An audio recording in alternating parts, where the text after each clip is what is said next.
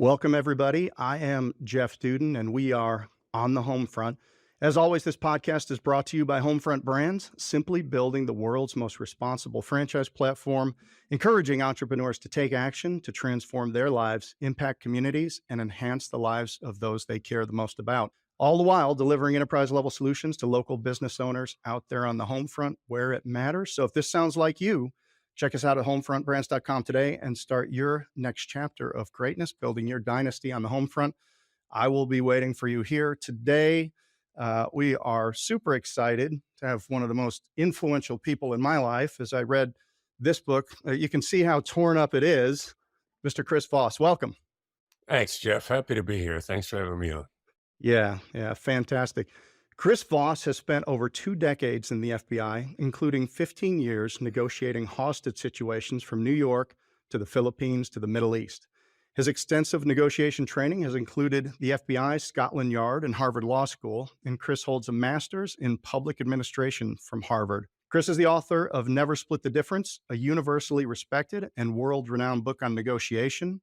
Never Split the Difference breaks down the means and methods developed and refined through real-world application in live hostage situations, as well as collaboration with some of the greatest minds and organizations on the subject of negotiation. Today, Chris Voss is the CEO and founder at the Black Swan Group, established in 2008, which provides negotiation coaching to Fortune 500 companies and professionals across the globe.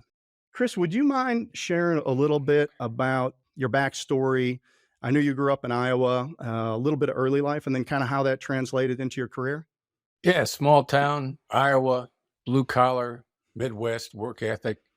My father was an entrepreneur, had his own business, sole proprietorship, and we all worked for my dad. I mean, as soon as you had responsibilities, you went to work probably as soon as you could start carrying stuff around, and I think it was my father felt like you had to earn your share and you had to figure stuff out. It was very much a figure it out, pitch in life that I grew up in. And my dad had, give me a list of stuff to do and maybe give me a couple of the tools that I needed to do it. And then I had to go figure out how to do it. That was kind of how I grew up.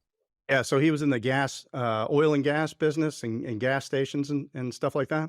Yeah. He was an oil jobber, sort of the middleman, got the product from Shell Oil and then distributed it to gas stations or small companies, large farms. Home heating oil was a big part of the business. When he bought it, it disappeared almost completely, entirely, and he had to adapt. And so went from supplying gas stations with product to owning them and owning convenience stores. Went into the convenience store business with my mother. Yeah, so you had credited, I know I've wrote a book or two, and when you think about the forward of it and who you dedicate it to, you dedicated it to your parents, and you called out hard work and integrity inside of that. Yeah. So how did that translate towards, your career and really pushing you forward? As you went to Iowa State, correct? Yeah. Mostly because for 2 reasons. My older sister went there and, she was, I really looked up to her and sort of followed her. And then it was far enough away from home that I was separated away from home, but also not so far that, I couldn't get home on a weekend if I had to. And I did occasionally, my father needed me to come back. But yeah, Iowa State Cyclone. Yeah. I spent a decade in Iowa 1 year. I went to the university. Hey. No, I went to the University of Northern Iowa in Cedar Falls for a year, and it was great. Didn't make it. I didn't make the grades. I lacked a little bit of the hard work and discipline at that point in time. But man, went home with a buddy one weekend and shot a gun for the first time. Took my first shot out of a Dixie cup that day. I think I witnessed insurance fraud with a ball peen hammer and a Cadillac after a hailstorm, and then partied in a ditch in a cornfield. And that was all on a Saturday. That was the first day. That was the first day. I think we went cruising too, but but it was great. Still have friends there, and I'm a Midwestern guy, Chicago guy as well, so I appreciate that very much. As you moved forward in your career, you went to the police department first, and then you had a time where you had a choice to go to the FBI or I think to the SWAT team. Right. How did you make that decision? Yeah, well, just stupidity, really. I had interviewed for the SWAT team before I was technically eligible on a police department. And I just was going through the selection process mostly as to learn it, to prepare for when I might actually get on the team. And for whatever reason, they picked me number one, but I didn't have enough time on the job at that point in time. And Lieutenant Colonel in charge of administration, the sergeants and the captains on SWAT figured that they could get him to, loosen up. And he was like, nah, this is a rule. We're sticking to it. So I'm sitting there, number one on the list for the SWAT team, and people under the list are being taken person after person after person, even to the point where the speculation was if they took everybody on the list and I still wasn't eligible, they were going to start over. So at about the same time, I got interested in federal law enforcement, ended up putting my application in for the FBI. I remember sitting there literally thinking and saying, whoever comes to me first, that's where I'm going. But it's the SWAT team of the FBI. And so I was just too stupid to really make a great decision at that point in time. I'm grateful that the FBI came and I got hired 2 weeks before I would have been eligible to go to the SWAT team, just 2 weeks. And it's not that often you get to see the fork in the road that clearly. And I'm really happy with the way that it worked out. The Bureau hired me and I went to Quantico. How early in your career did you know that you wanted to be in negotiation? Yeah, no, that was totally out of left field. I was on the SWAT team, FBI Pittsburgh, and enjoyed SWAT a lot. It was great. I mean, SWAT team is a lot of fun. It's close to being a professional athlete, and you get to shoot guns, and you get to blow stuff up, and you get to rappel down the side of buildings, and you get to do all kind of stupid, crazy, adrenaline things, and it's a lot of fun. The training aspect of it is. Operations aspect of it, I went on 2 operations while I was on a team. You lay in the mud. And somebody shows up with a bullhorn and tells people inside to come out, which is actually what happened. We raided a motorcycle gang clubhouse, and in order to, you lock people up first thing in the morning. They tend to be the most docile then. It's the very best time to get somebody while they're still waking up. So, we went out to this motorcycle gang clubhouse out in the woods. We went out about 11 o'clock the night before and some distance away and trekked through the woods, went through the power line routes, and surrounded a place early in the morning and laid out there on the ground till the sun came up and the negotiators came in and called them out. But then I tried out for the FBI's hostage rescue team, the tier 1 counter-terrorist SWAT team based out of Quantico, and re-injured my knee, and then thought, I went in for my second reconstructive knee surgery and figured that couldn't happen too many more times. So I thought we had hostage negotiators. They're always there. I like crisis response because I like decision makings. I think, comfortable inaction defeats people more than making mistakes does. It's a paraphrase of the Kennedy quote from way back when. So I figured negotiators, how hard could it be? I talk to people all the time. And I was a bit of a circuitous route for that. I was initially rejected, did what I needed to do to get on. And when I got trained, it was phenomenal. It was as satisfying as SWAT was. Hostage negotiation was much more for me. I enjoyed it more than anything else I ever did. One thing that landed with me in the book was the time between live situations. I think you were training for 1.5 years before you got your first action. And it was a bank situation. What do you do in the downtime? Was that the time? I like to say the music's made between the notes, right? So yeah. You have this time. You're looking at how the FBI does things. You're putting that into live situation, and then you're iterating on it. You're figuring out what works and what doesn't work. You really led some powerful thinking inside of the how negotiation evolved. What kinds of things did you do, between the live activities, and then after you had a live situation? How did you break that down and learn from it? Well, everything, I designed my life at that point in time so that everything kind of interacted. It was all interlocked, if you will. Hostage negotiation, just high intensity interviewing and not interrogation. There's a big difference between interviewing and interrogation. Interrogation is kind of stupid, if you ask me. Like when I saw the movie Oh Dark 30, when they were hunting bin Laden and they were interrogating to try to catch him. I remember thinking, no wonder it took so long. These guys are horrible. This interrogation is just stupid. I mean, I really thought that.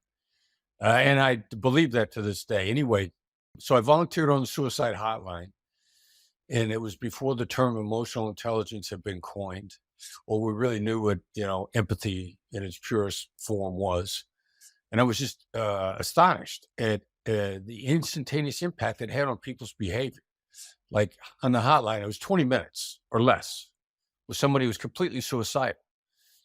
And I remember they told us that in advance. I thought, that can't be. There's no way. People are, it's famous. You talk to somebody who's distraught overnight. There's always all these stories, hours, 20 minutes. You got to be kidding me. But when I saw how powerful and how quickly it changed people's behavior, I thought, what if this worked in everyday life? It sounds like the regular interviews that the guys that I admire do regularly.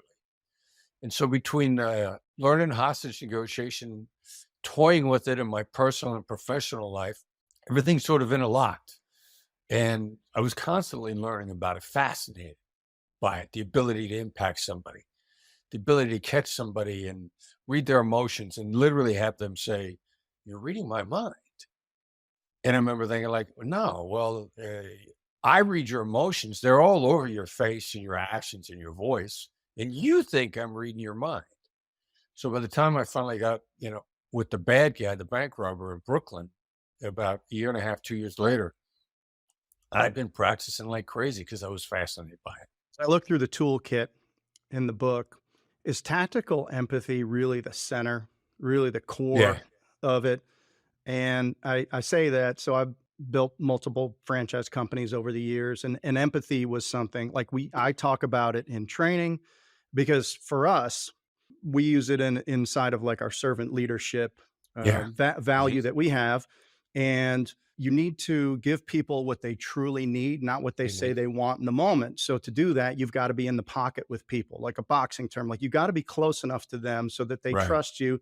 They believe you understand what they're going against, even though in franchising, we've done it like 500 times now, and it's the same pattern of conversation back, because what we're truly trying to do is make sure that we're working on the right problem. So for example, somebody might say, well, it's my market, or it's the marketing, or my staff. That's the problem with the business, or competition, or anything like that. But in the face of great validation, they're really holding themselves hostage. And, and then you might dig behind and it might be like, well, I'm going through a divorce. So the real problem is their eye is off the ball because they're going through a divorce. It's not any of these other things that they kind of threw out as little landmines to not answer your question. So, the way I look at it is, people are arguing with themselves for their self limitations, things they're uncomfortable with. I don't like to do sales. I don't like to do this. I don't like to do this other thing. So it's up to us to get close enough to them to really make them internalize and accept responsibility for the problem that they're really having. So, and I know you do a lot of business consulting, and I don't know if any of that resonates with the things that you come across in corporate America and your coaching today. Yeah, it all does. And it's very layered. Grappling with it for you personally, I mean, everybody, they begin to understand it pretty much based on their experiences up to that point, on being understood or genuinely understanding someone. And those instances tend to be so rare in everyday life that we don't have a lot of models around us. The vast majority of the models are really bad. The movies and TV are horrible. I mean, just absolutely horrible.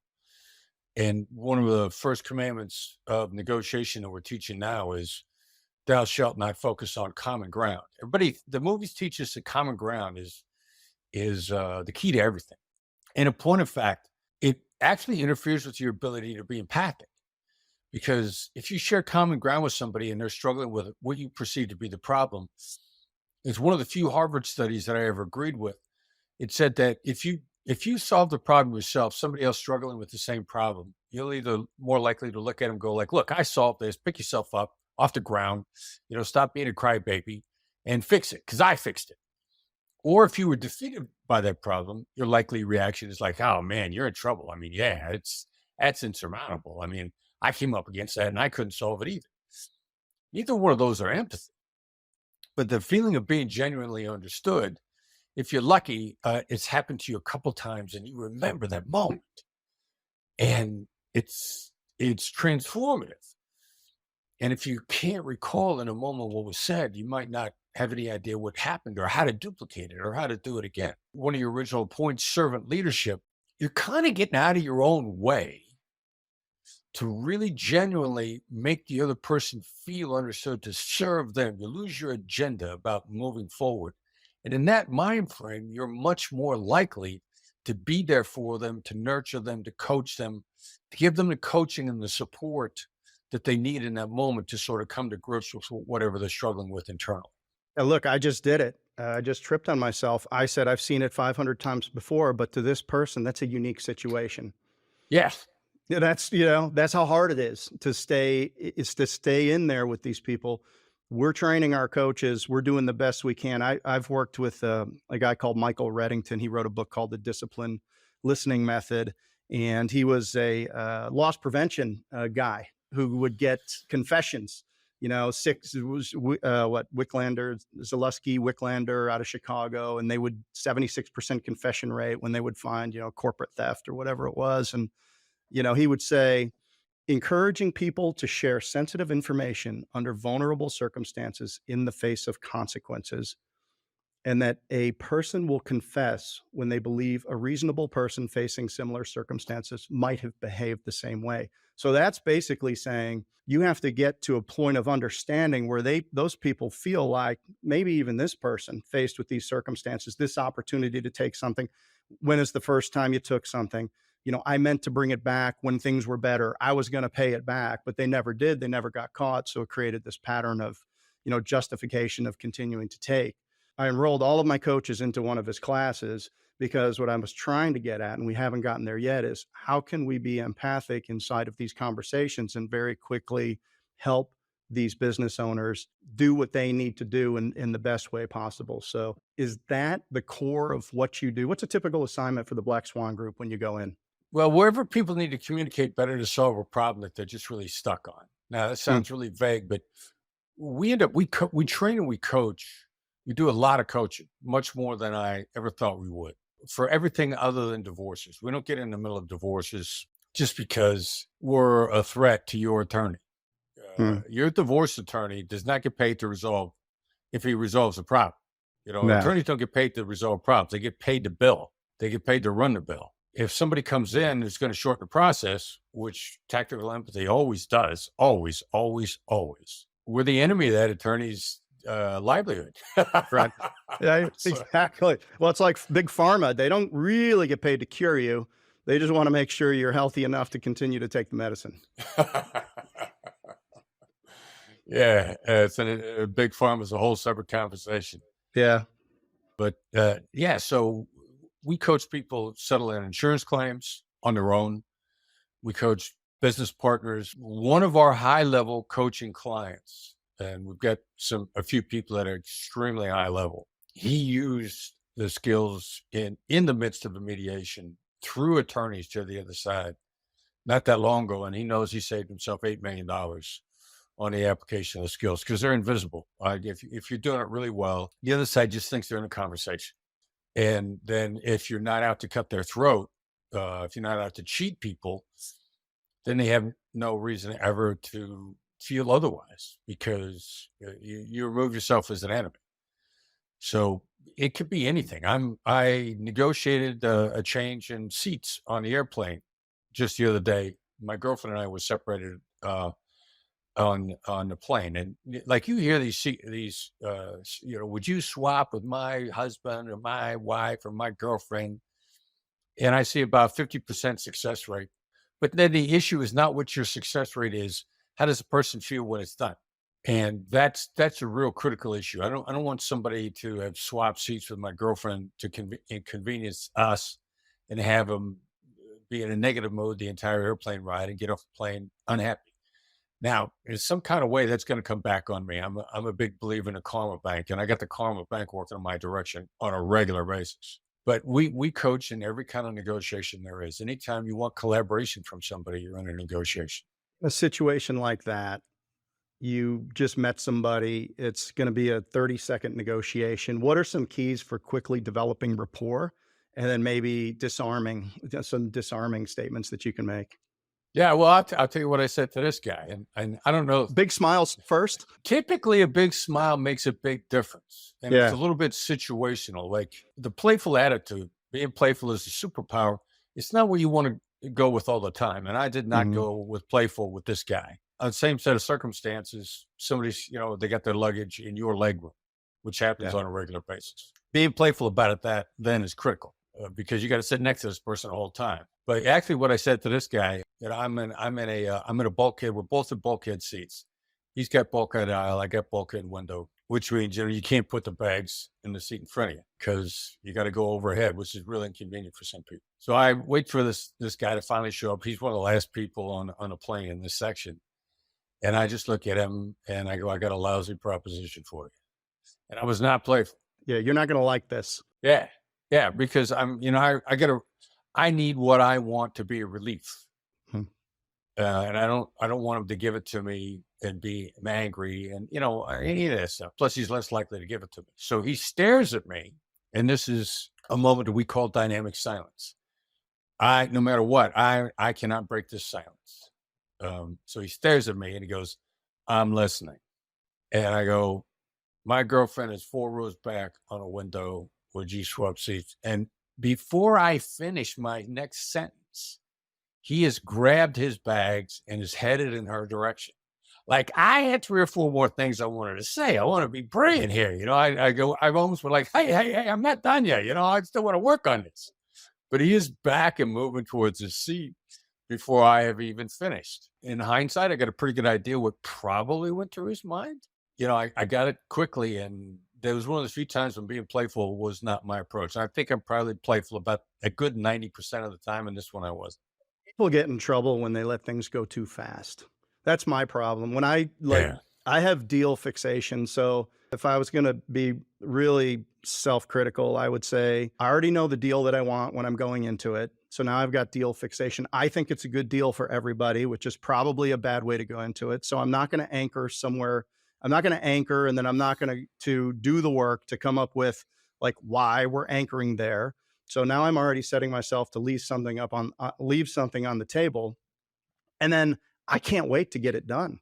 And if you're in a hostage situation or a really important negotiation, that's probably the wrong approach, I would say. So, how do you coach people to slow themselves down? That's a hard one because what you talked about on deal fixation, that's what people do as human beings. Compromise. We want compromise. Or you get goal focused, and that gives you tunnel vision. You get blinders on.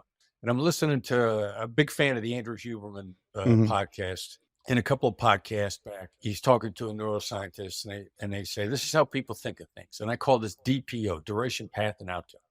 You think about where you want to be, you think about how you're going to get there, and you think about how long it's going to take you to get there. Duration, path, and outcome. That is a tendency of just how we as human beings are wired. We pick out a target, we figure out how we're going to get there, we figure out how long it's going to take. And so that is one of the big challenges to teach people this stuff, because you got to let go of the target to start with. Because intellectually, I can explain to you why you don't have all the information. And by and large, as a human being, you're not going to care. Like, I know where this is going. It is what it is.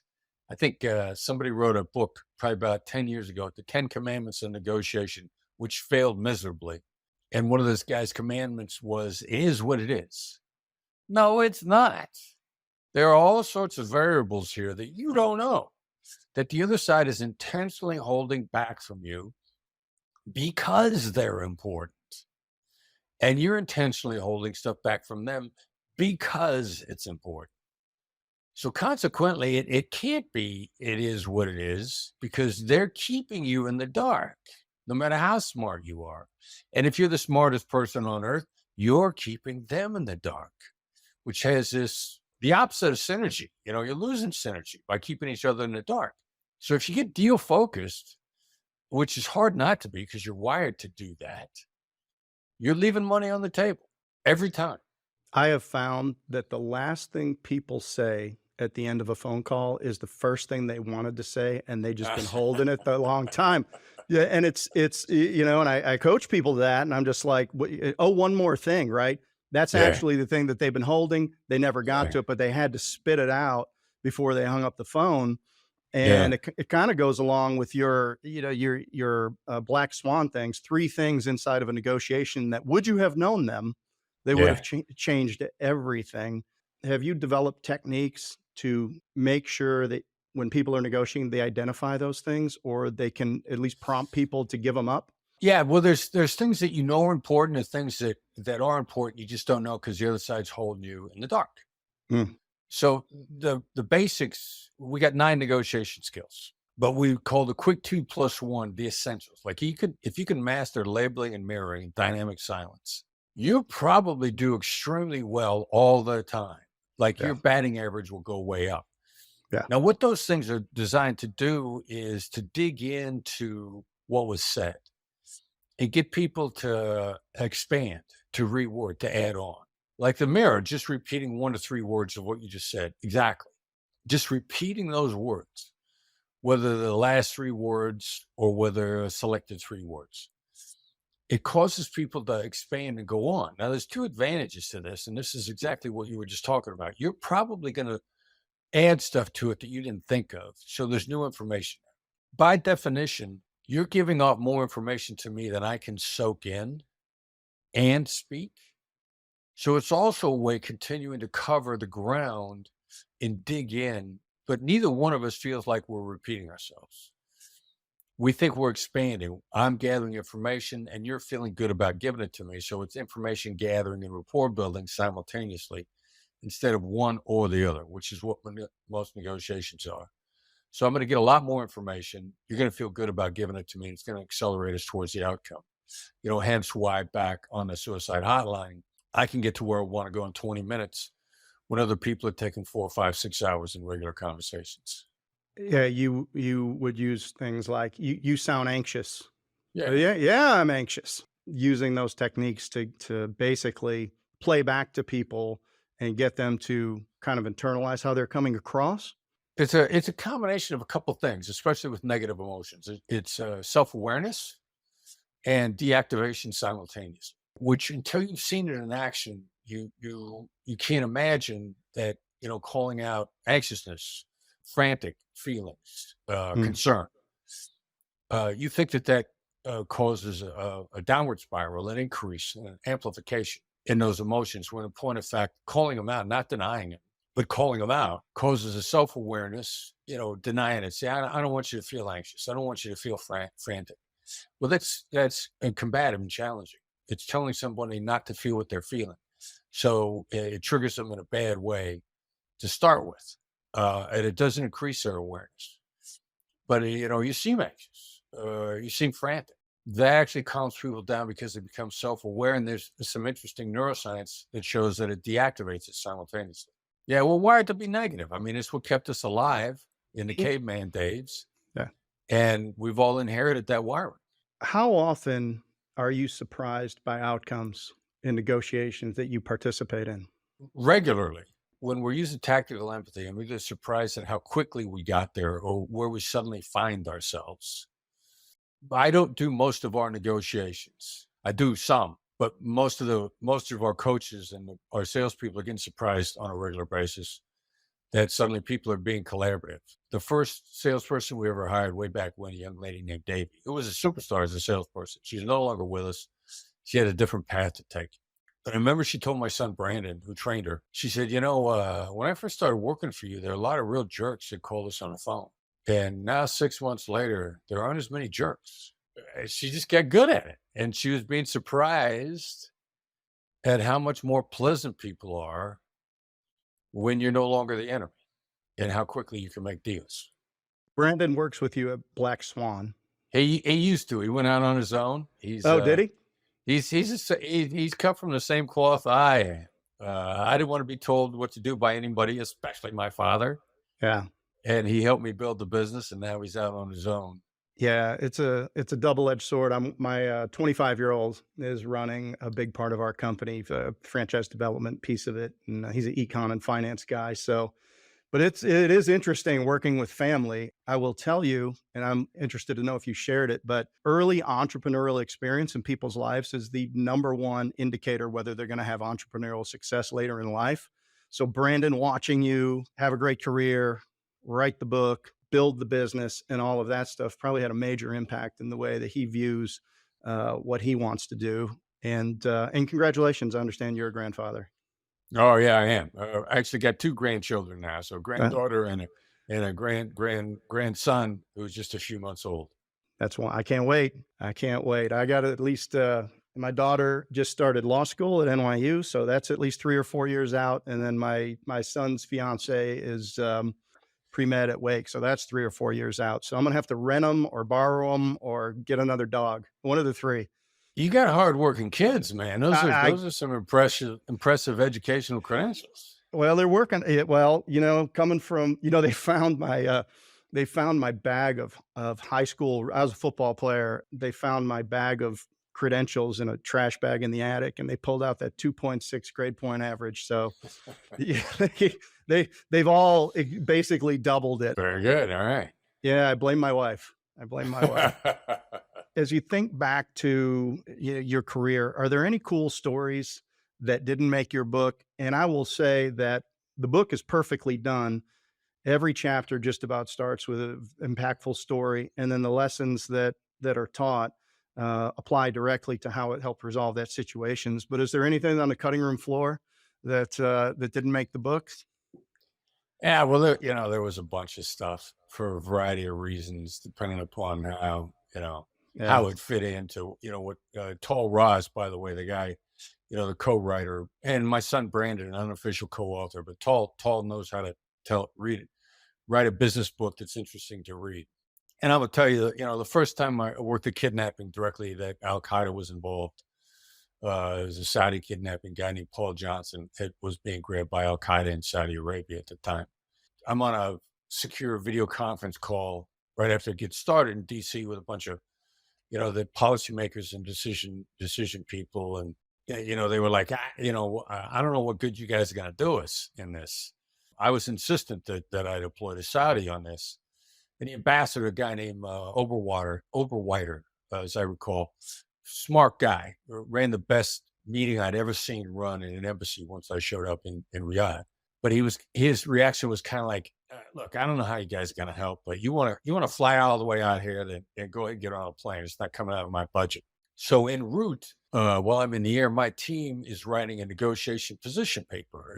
It's a way that we assess situations, and we're using versions of it now to assess business opportunities, to make decisions in the business. And when I got there, Oberweiter had a position paper in his hand and met me when I got to the embassy.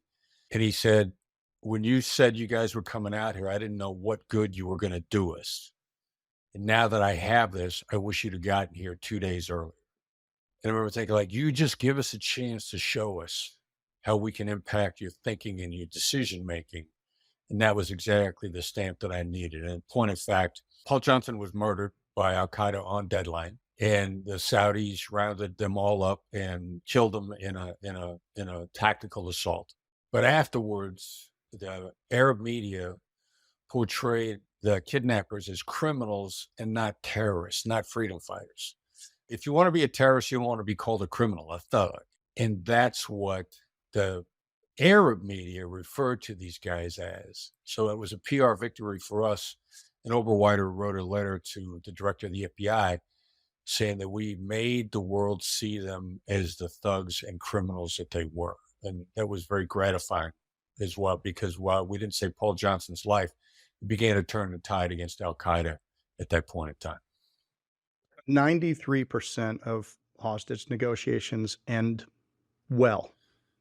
7%, the outcomes are predetermined because the people that are involved, they have no outcome. You can't get them to an outcome. Can that be changed, or outcomes somewhat predetermined? And so if somebody says, I'm going to die by police suicide, and I'm Right. just not coming out of here in any way, is there any crack that you can get psychologically to get them to change their mind at that point?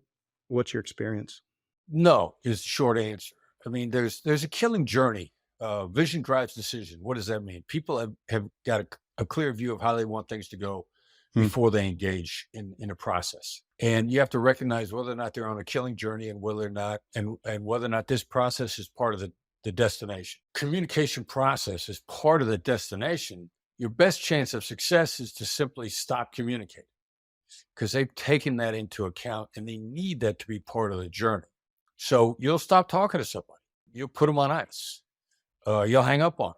And then that's your best chance of success. Now, your best chance of success might be infinitesimal, but you take your best chance of success and then realize that it was the best chance of success and that it was really low. So there are certain things you're never going to completely throw in the towel on any negotiation, any hostage negotiation.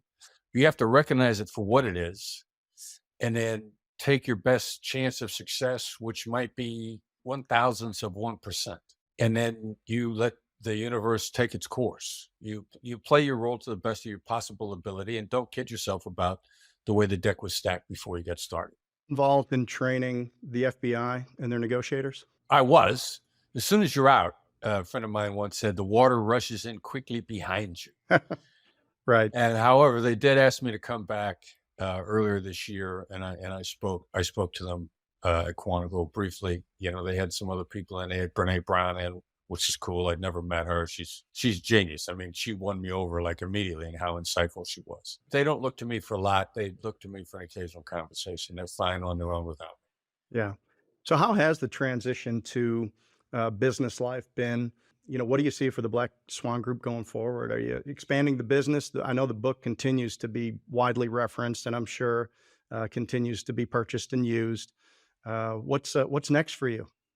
Yeah, well, it's been great. I mean, the transition, you know, I started over as a baby entrepreneur at age 50, you know, in the public sector, you got no idea how the private sector runs and vice versa.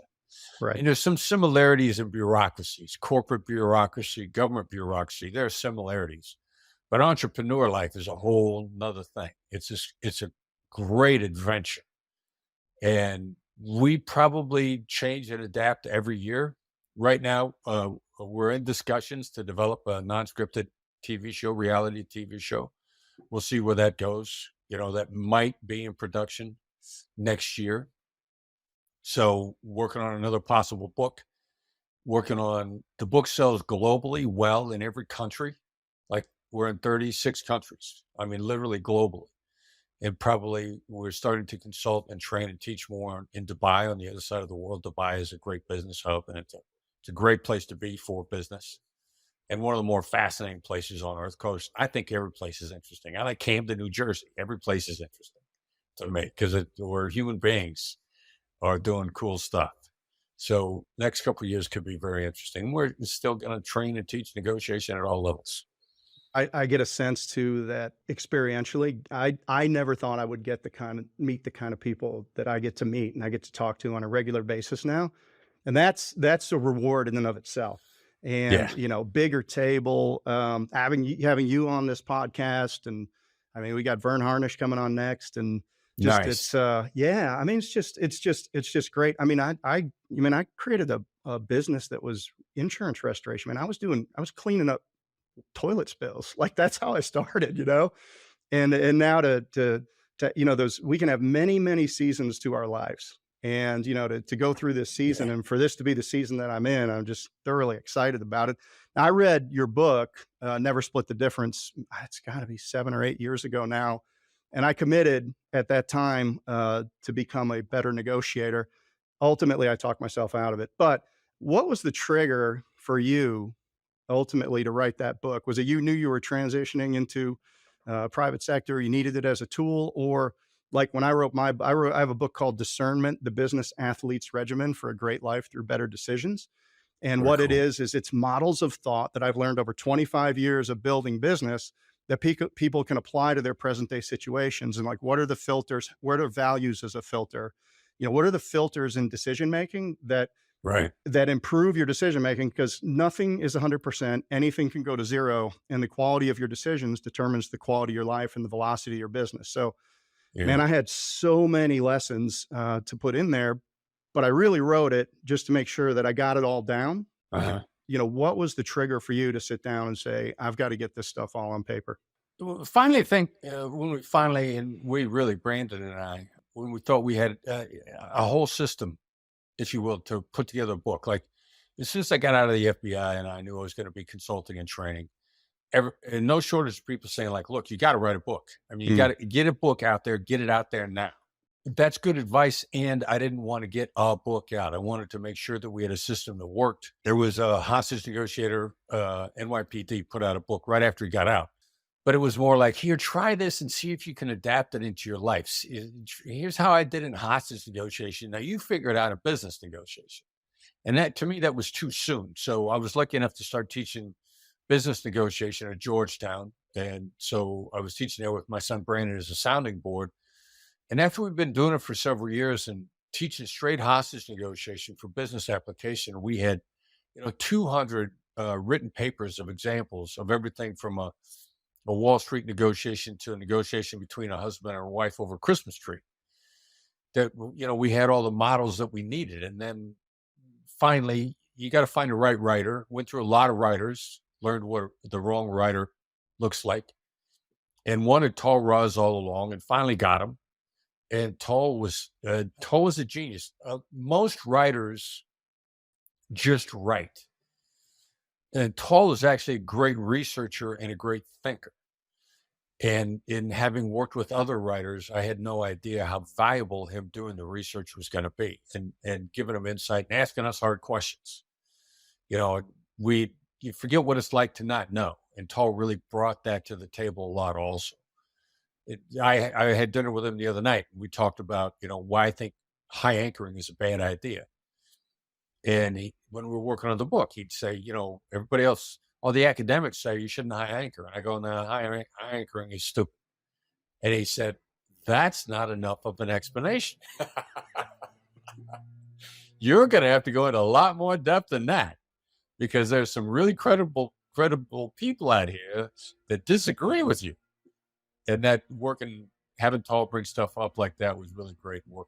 So that journey led me to Tall after I'd been out for, 5-6 years before I finally got Tall on board as a collaborator. I'm interested to know, have you developed anything about the high anchoring? Can you expand on that for just a minute? Because I always was taught like, hey, anchor high, right? And now you've set a new normal, and that's where the negotiation's going to start. Unless you drive the deal from the table. Like, it was always my gut instinct that extreme anchoring drives deals from the tables. And if you look at the studies, and you should look at all the studies. And first of all, every study is flawed and all data is flawed.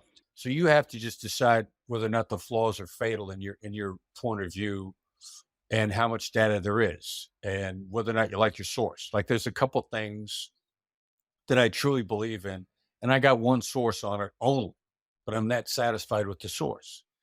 Now, the high anchoring data is all on artificial negotiations among students in business schools or in classes.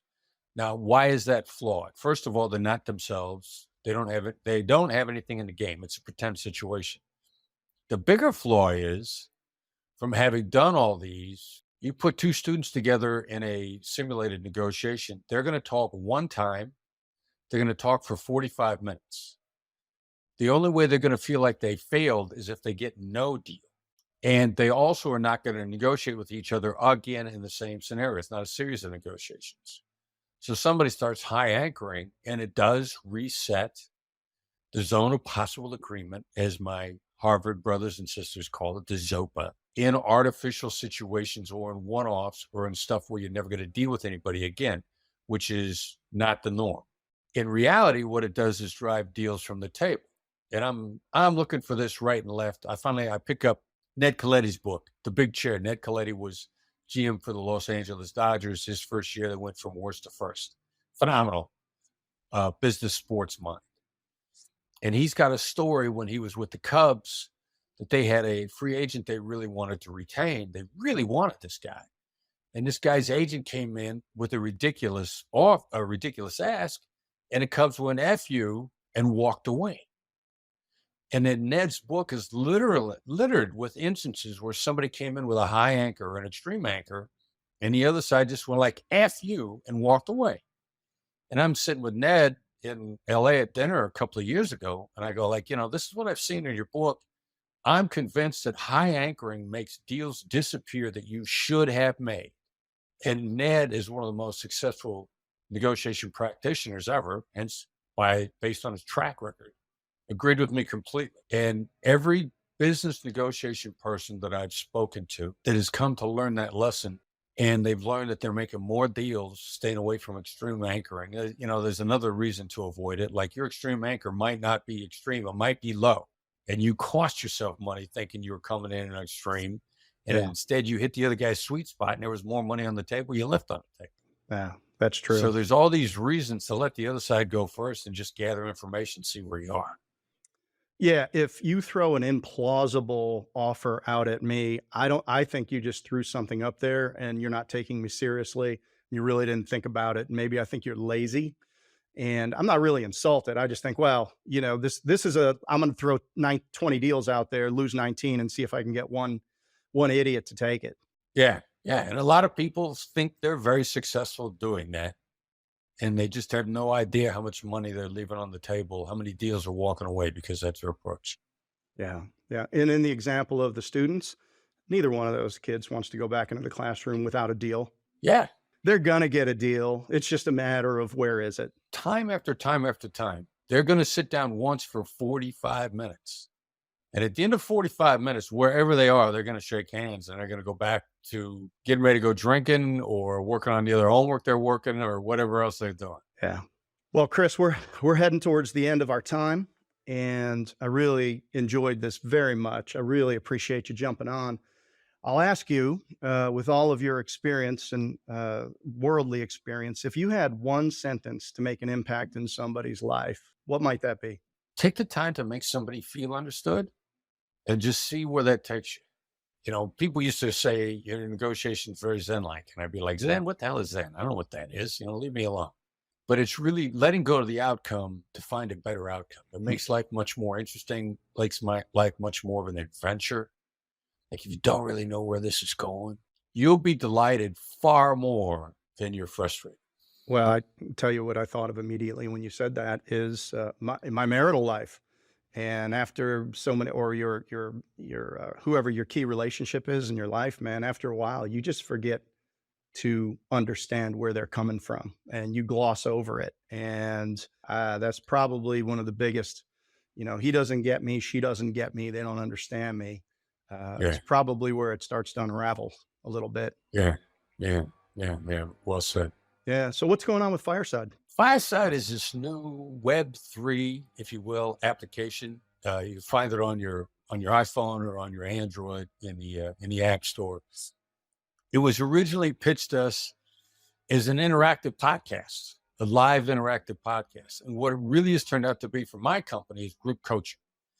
So we do an hour a week, every week. I'm on once a month. Some of we're talking about our cutting edge topics, our most salient, what's most important at the time. You'll get short discussion of whatever that topic is, and then it's a Q&A session, which really ends up to be group coaching. And we normally I charge $5,000 an hour for group coaching. If you wanted individual coaching, it's going to cost you about that much for an hour, which means a month's worth of this coaching is going to cost you $20,000. Fireside is $1,000 a year for an entire year's worth of coaching. People sign on from all over the world. When I was on just about 2 weeks ago, one of the people that was on, it was asking me questions, was on a mountaintop in Tibet. So you get on with like-minded entrepreneurs. People are getting better at negotiation. They want to learn. Somebody asks a question that's exactly what you were thinking or a different take on what you're struggling with. And it's filled in a real gap for people on the learning journey with us pretty much after the book and masterclass, because that's static learning. Like, no matter how many times you turn that page is still going to say the same thing. The masterclass episodes, lessons, they're the same every time.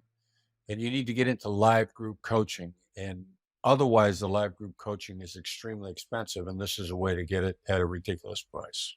There's always more power when the group comes together. Always more power. So that sounds fantastic. And those prices sound very reasonable to me. And I bet people don't negotiate you off of them very often. What we do is we over deliver. That's right. Make it a bargain. That's right. Chris, this has been awesome, man. Thank you. Jeff, my pleasure. Thank you for having me on, man. It's been a real pleasure. I enjoyed the conversation. Yeah, me as well. So, where can you direct people to either get the information on Fireside or to reach out to you or the Black Swan Group? Well, the website is blackswanltd.com, BLACKSWANLTD.com. Upper right-hand corner is a tab for a newsletter, which comes out weekly. It's complimentary. And there's one actionable article every Tuesday morning, plus notifications about training, Fireside, a new video that we might have out. But it's actionable and it's useful and it's concise. And that's really what you need from an information source, concise and actionable. Awesome. And as always, I have been Jeff Duden with Chris Voss, and we have been On The Homefront, simply building the world's most responsible franchise platform, encouraging entrepreneurs to take action and transform their life.